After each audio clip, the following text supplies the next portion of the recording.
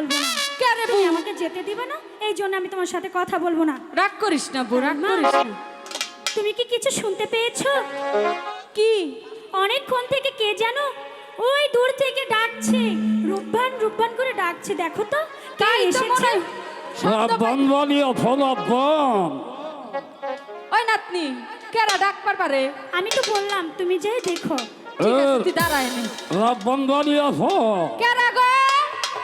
আরে কে ডাগো এই 1 ঘন্টা ধইরা দরজার সামনে দাঁড়াইয়া ডাকতাছি আর তোমরা হলো না। গাদু। তুমি কে ডাগো?